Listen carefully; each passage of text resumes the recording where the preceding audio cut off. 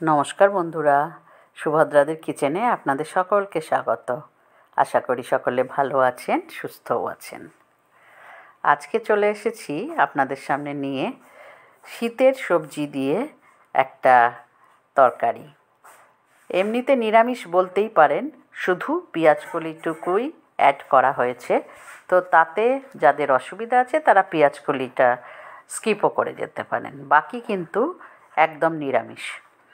তার জন্য আমি নিয়েছি 200 গ্রাম মতো চওড়া চওড়া শিম, একটা আলু, 150 গ্রাম মতো পেঁয়াজকলি আর একটা ছোট ফুলকপি, একদম ঠাসা ফুলকপিটা নিয়েছি, একটা টমেটো, 2-3টে কাঁচা লঙ্কা চিড়ে। এই মোটামুটি আমার উপকরণ। তাকে কেটে নিয়েছি সাইজ মতো, লম্বা লম্বা করেই যতটা সম্ভব।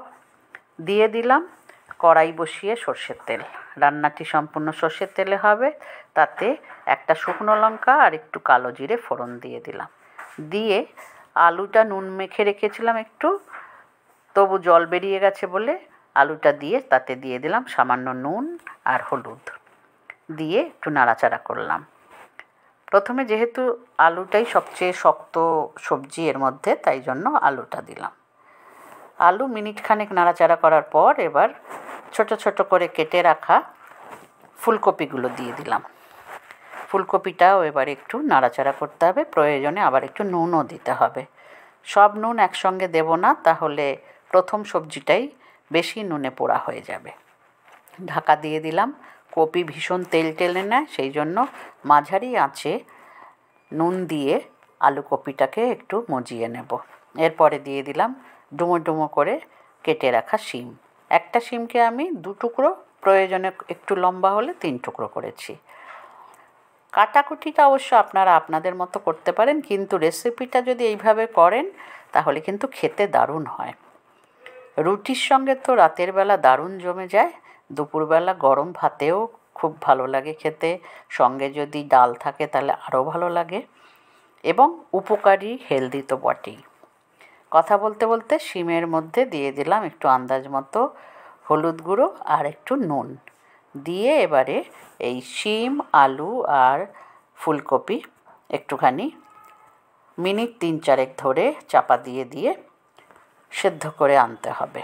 জল কিন্তু দেব না, ওই নুনের জলেই এটা সেদ্ধ হবে। তাই জন্য আঁচ একদম বাড়াবেন না, অল্প আঁচে এটাকে বারবার ঢাকনা খুলে নেড়ে চেড়ে আবার ঢাকা দিয়ে দিতে হবে।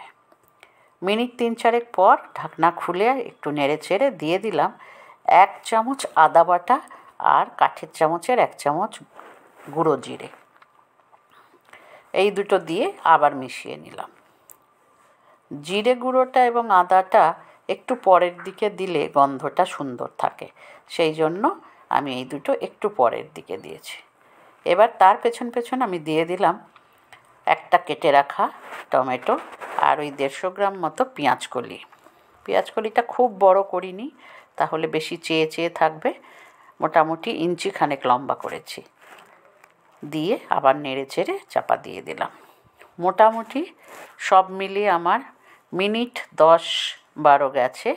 তাতে কিন্তু দেখুন রান্না প্রায় শেষ হয়ে এসেছে এবং সেদ্ধ হয়ে গেছে সুন্দর। শিম তো দারুণ নরম, তাই জন্য বেশি সময় লাগে না, পেঁয়াজকলি আরও নরম, আর আলু কপিটাকে একটু আগে দেওয়াতে সেদ্ধ সুন্দরভাবে ব্যালেন্স করে হয়ে গেছে। এইবারে দিয়ে দিলাম সামান্য একটু চিনি আর আমার তৈরি বানানো ভাজা মশলার গুঁড়ো 1 চামচ মতো। এই ভাজা মশলাটা দিলেই তরকারিটার স্বাদ দ্বিগুণ হয়ে যায়। ধনে, জিরে, গোলমরিচ, একটু মৌরি এবং 2টো শুকনো লঙ্কা এই দিয়ে একটা ভাজা মশলা করে রাখি। আসলে আমার কাছে নানা ধরনের ভাজা মশলা করা থাকে, একসঙ্গেই করি, এবং যখন যেটা যে তরকারিতে লাগবে বা চাটনিতে লাগবে এক এক ধরনের মশলা করা থাকে। মৌরি দিলে একটুখানি মিষ্টি মিষ্টি স্বাদ হয়, খুব কড়া ঝাঁঝ হয় না, বেশ টেস্টটা নিরামিষ তরকারির জন্য খুব ভালো লাগে। রান্না সব কিছু দিয়ে লাস্টে ধনেপাতা মিশিয়ে নিভিয়ে দিলাম এবং পরিবেশনের জন্য রেডিও।